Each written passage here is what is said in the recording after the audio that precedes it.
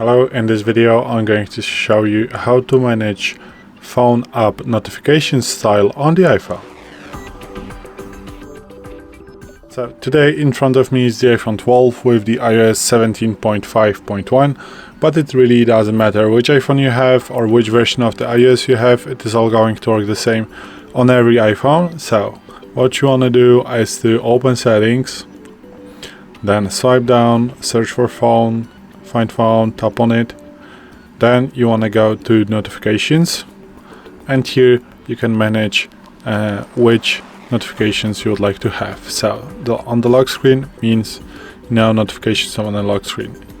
If you have a tick right here, it means they are enabled. If you turn them off, it means that you won't get phone app notifications on your lock screen.